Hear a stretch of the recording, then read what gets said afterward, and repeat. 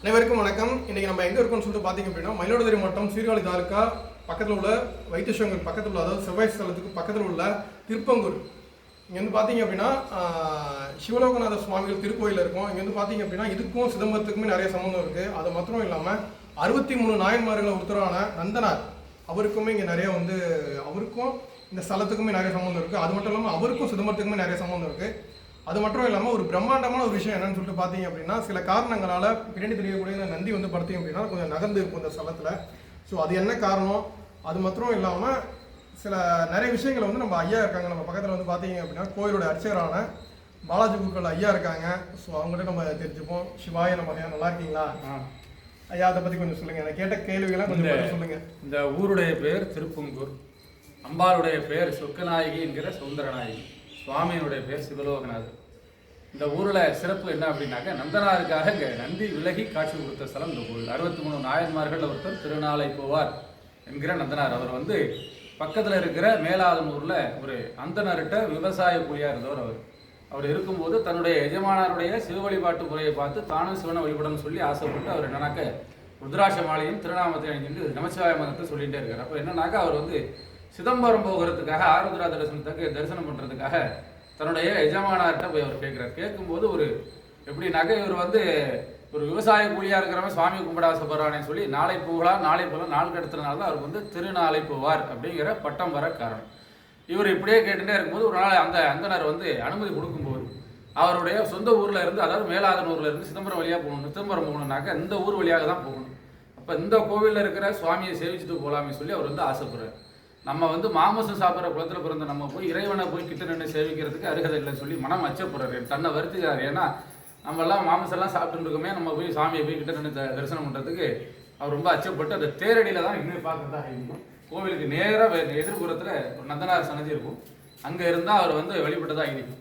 அவர் அங்கே இருந்து பார்க்குறதுக்கு இங்கே சுவாமி சன்னதி மறைச்சிட்டு இருக்கிறதுனால நந்திகேஸ்வரன் இவ்வளோ பெரிய சுலபமாக இருந்து சன்னதியே மறைச்சிட்டு இருக்காருன்னு சொல்லி தன்னுடைய முற்பிறவினுடைய பாவ கர்ம வினைகளால் தான் நந்தி இவ்வளோ பெரிய சுலபமாக இருந்து சன்னதியை மறைச்சிட்டு இருக்காருன்னு சொல்லி மலை போல் மாடுபடுத்திருக்கிறான் சன்னிதானத்தில் நாராயணா பாவ சிறைவா, நான் உன்னை பார்க்க முடியாமல் போயிட்டேன்னு சொல்லி அங்கேருந்து அழுந்த ஒரு பதிக்கம் பாரார். இங்கே துவாரபாலர் எல்லா கோவில்லையும் நேராக இருக்கும். நம்ம கோவிலில் ஒரு துவாரபாலர் மட்டும் செவி நல்லா சாட்சியாகவே இருக்கும். சுவாமி கேட்கறதாகவும் சுவாமி கேட்கறதுக்கு செவி சாட்சி பார்த்து பக்தன் நந்தன் பாடுகிறான், நந்திகேஸ்வரன் வழிமறைச்சிருக்கிறாங்கிறத சொல்கிறாரு. சுவாமி அங்கேருந்து நந்திக்கு கட்டையிடுறாரு. என்னன்னாக்க, சற்றே விளைகிரும்பில்லாய் சன்னிதானம் முறைக்கு தான் நற்றமும் புரியும் திருநாளை போவான் பாடுகிறான். என்னோட பக்தன் வந்திருக்கிறான், அவனுக்காக ஒரு அடி விளைகிறன்னு சொல்லும்போது இறைவனுக்கே காவலாக இருக்கிறதுக்கு நந்திகேஸ்வரன் மட்டும்தான். சுவாமிக்கு எதிர்புறத்தில் இருக்கிறது நந்திகேஸ்வரன் மட்டும்தான். அப்படியாப்பட்ட நம்மளே சுவாமி வழிவிட சொல்லிட்டாரு. இந்த அதிர்ச்சியில நாக்க உள்ளடக்கி பல்லாட கடிச்சு பரண்டுபடுத்துவதாக ஐதீகம். நந்தி பலிபீடம் குடிமரம் எல்லாமே ஒரே ஒரு விலகி இருக்கும்.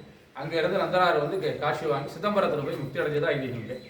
அடுத்தது மூலவர் சுவாமி இங்கே சுயம்பு மூர்த்தி சுவாமி, அதாவது ஆவுடையார் கருங்கள் நடுவில் இருக்கிற பானம் புற்று மண்ணால் ஆனது தான். இது கரையாமல் இருக்கிறதுக்காக மேலே பான வடிவத்தில் செப்பு கவசம் தான் சாத்தி நித்தியபடி அபிஷேகம் அலங்காரம் எல்லாமே.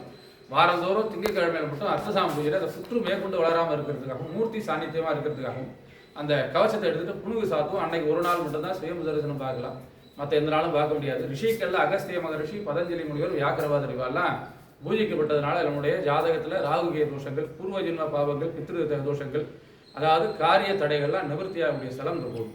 அதே மாதிரி வெளிப்பிரகாரத்தில் விநாயகர் இருக்கார். அந்த விநாயகர் எப்படின்னாக்க நந்தனாருக்காக குளம் வெட்டி கொடுத்த விநாயகர். அந்த விநாயகர்கிட்ட போய் நம்ம எந்த காரியத்தை கொண்டு முறையிட்டாலும் நம்மளுடைய காரியம் 48 நாளில் ஜெயமாயிடும். நம்ம அவருக்கு வேண்டின்றதை செய்ய மறந்துட்டா கூட நம்மளுடைய கனவுல யானை சுரூபமாக கேட்டு வாங்கிடுவார். அவ்வளோ தத்துவமான விநாயகர்.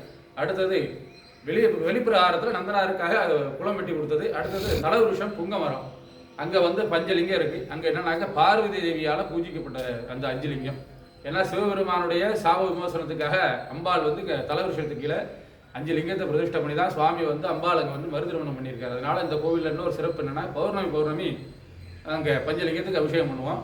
அந்த அபிஷேகத்தில் நம்ம அதாவது திருமண தடைகள் இருக்கிறவா, அதாவது டைவர்ஷன் பேர்லாம் ஆனவங்கள்லாம் இந்த கோவிலில் பௌர்ணமி அபிஷேகத்திலையோ இல்லை அர்ச்சனையோ ஒன்று பண்ணி அந்த இதில் இப்போ விசேஷத்தில் கலந்துட்டாலே போகிறோம். எல்லா சௌபாகியமும் கூடி வரும். இதான் அந்த கோவிலுடைய சிறப்பு.